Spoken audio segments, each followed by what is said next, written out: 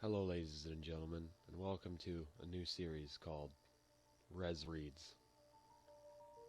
I'm going to read from subreddits on the website, of course, Reddit. This subreddit is Let's Not Meet. I'm a very big horror fanatic and I cannot like stuff enough. Even though this isn't technically considered horror, it still should unnerve you a bit. So, please sit back, relax, and listen to me read this. Thank you. My roommates aren't laughing at me anymore. About 5 months ago, a friend of mine got expelled from his program because of bad marks. He was only halfway through his lease, and he didn't see a point of staying in the city since he was only here for school. He told me that if I wanted to take over his lease, he would only charge me half of the rent, which I thought was a pretty sweet deal. So naturally, although I am from this town, I thought it was time to leave my parents' place. I had already graduated, and although I had been looking for a new job for a while, I still felt like I couldn't miss out on the opportunity. So I took over his lease and moved into his place. This house itself is actually pretty nice. It's 3 floors including the basement, and it's located near the university of my town, which is not a very safe area overall, but I spent a lot of my university years here and never felt unsafe. The room in the basement is pretty small but cozy, and the only other room down is a girl who is currently a student, and she's pretty quiet. Actually, all the girls living here are pretty good roommates. I wasn't thrilled about living with 3 girls, but now I don't see why I would have thought it was an issue. They're all pretty great and a good time. I'm the only one in the house who is not a student, and also the only one who is originally from this town. The other roommates are actually all from cities that are only about an hour or 2 away, at most. So unless there's something special going on, they'll all go home on weekends. My friends who got expelled also only lived 2 hours away, so he would always go home for the weekend as well. One thing I forgot to mention, which is pretty crucial to the story, is that the house actually has 5 rooms. But right when they all moved into the new place together, one of the girls had a seizure on her bed and passed away. This was pretty upsetting for everyone, and the landlord told them not to worry about finding anyone else. Their rent never went up or anything, and the room was left vacant. According to the landlord, he just found it insensitive to try and find someone because he didn't want to turn someone's death into a financial inconvenience for him. So after the girl's death, the parents came and took her belongings out of the room, and it just remained empty since then. I actually never looked in there because it just remained locked, and I don't really have much curiosity to see the room. It's on the 2nd floor, and I never go up there, so I never paid any attention to it. The first weekend I spent there was pretty uneventful. I remember that I spent one night at my boyfriend's place, and then the next night he slept over after we went out drinking at one of the college bars near the place. We were pretty wasted, so we passed out as soon as we got home. Next weekend I was at home in my new room, and I couldn't sleep, so I decided to read a little bit. I was really enjoying the quietness of this new house since the girls weren't home at all. I come from a Latino family, so this quiet and sincere and serene environment was pretty rare. I thought I heard a few noises upstairs, so I figured that one of the girls had probably decided to stay the weekend at the house, or she was just getting last-minute things ready before heading home. I really didn't think much of this thing. I wasn't very close with the roommates, so I didn't even bother asking them if any of them had stayed home. I just felt like it was none of my business. The girl in the basement was for sure gone for the weekend because she apparently slept with her door locked and keeps it open when she's not home. One weekend, that same month, I woke up to pee and I could hear a toilet flushing upstairs, which was kind of weird since I knew that none of the girls were home. I was going to go check it out, but in my tired state, I was too lazy and just didn't care enough. It's funny, horror movies are supposed to make you paranoid, but the biggest lesson I got from them was that there's always a rational explanation for things. This would prove to be my biggest mistake because for a couple months I was always brushing things off and ironically creating irrational explanations to rationalize what I thought were rational thoughts. For example, I heard creaking coming from the second floor and figured one of the girls must have forgotten something and decided to come by to pick it up. The girl must have driven 2 hours down and 2 hours back to her town in the middle of the night to pick something up. One Saturday I woke up to get some water and I noticed that the roommate in the basement was gone. Her door was open and her car was not in the driveway. There weren't any cars in the driveway, but I should mention that one of the girls didn't drive. A couple hours later I woke up because I heard steps coming into the basement. At this point I yelled out the girl's name who doesn't drive because she is the only one who could have been in the house. I didn't get a reply and just heard the steps going back upstairs. At this point I started getting uneasy about being home on the weekends, so I decided to just spend them at my boyfriend's house. One of the girls made a house Facebook page, which was supposed to address any issues like washing dishes or leaving messes, but it remained pretty inactive since everyone seemed to get along. I posted on there that some creepy stuff was happening on weekends and asked them if they could start just letting me know if they'd be home for the night or not. They seriously thought I was joking around. The replies were not receptive at all and consisted of LMAO or OMG. You're so funny. Even my boyfriend agreed that I was being paranoid because he too believed that everything was a rational and perfect explanation.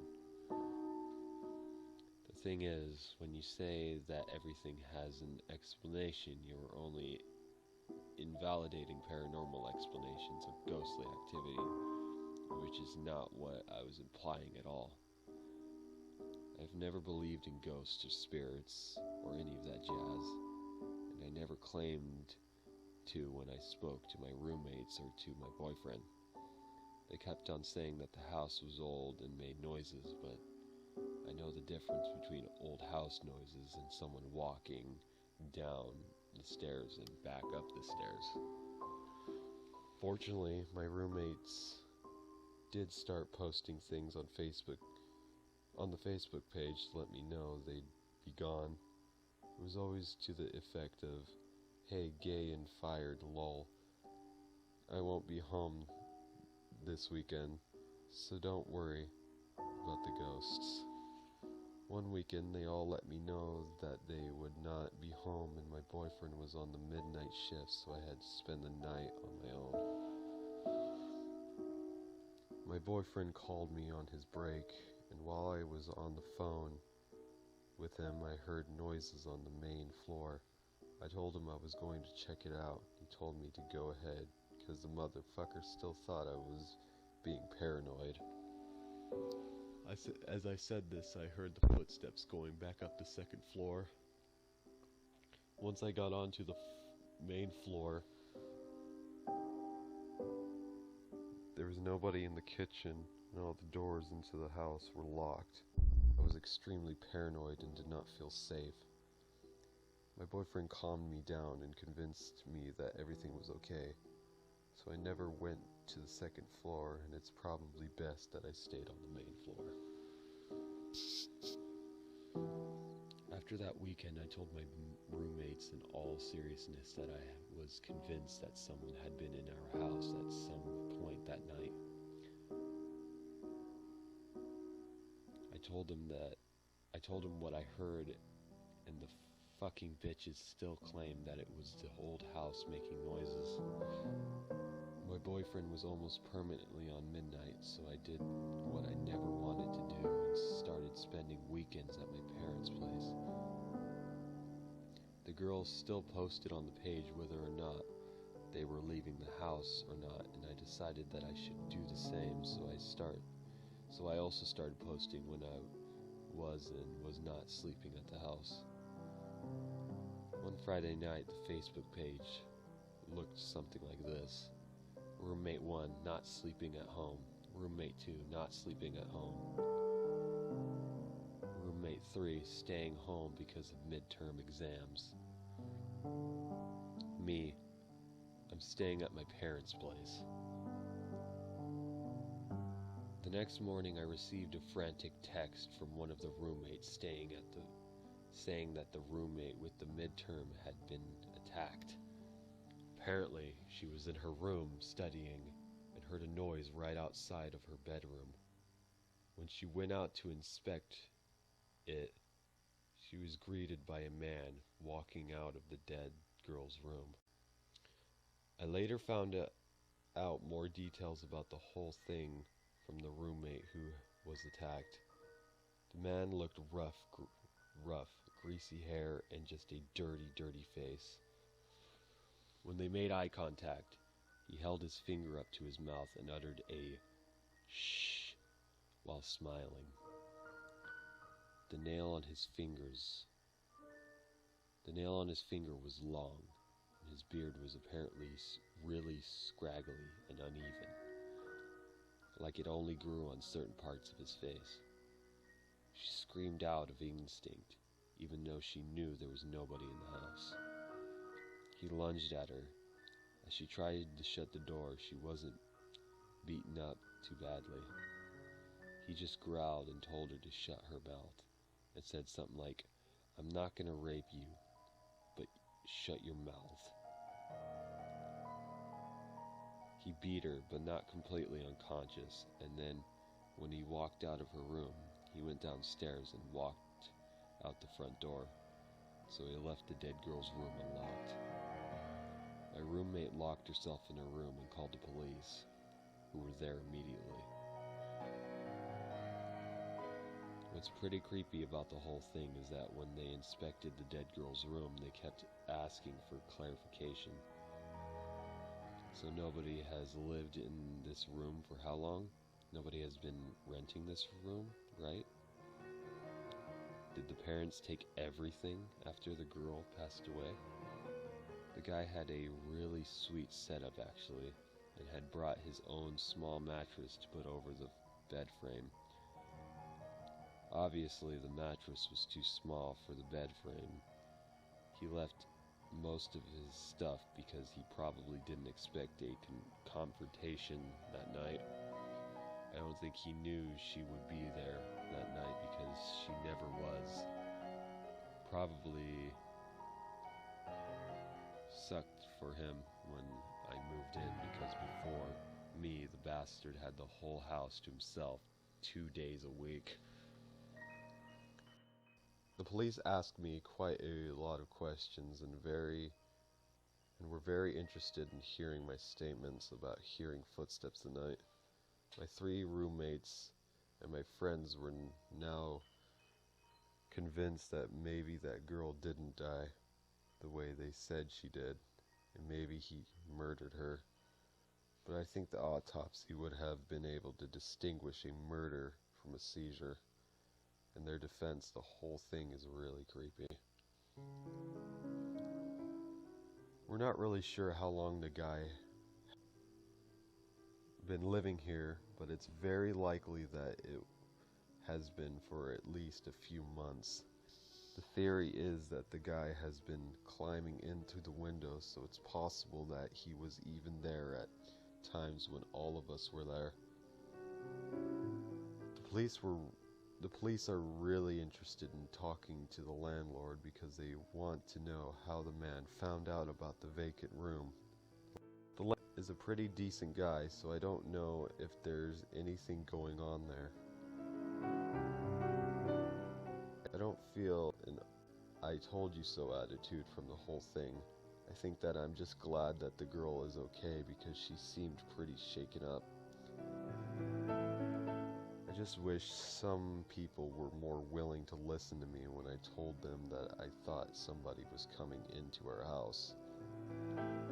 I even said it might be a squatter, which everyone laughed at. It's happened very recently, so it might be a while before an update. As of now, the man has not been found, but the police remain optimistic about finding him. Whatever that means. This has been a pretty terrible month for me, and I don't know if I want to be at this house anymore. I don't have much left on the lease, and I recently lost my job, so it might be best for me to leave the place now. I doubt the guy will come back because all of his stuff has been taken out, but I still find it creepy in this house. I definitely don't spend weekends here anymore. I will admit that I read at a 3rd grade level, but there's a first time for everything. So, yeah. Like the video if you enjoyed. Subscribe for more readings. And I hope to see you in the next video. Bye.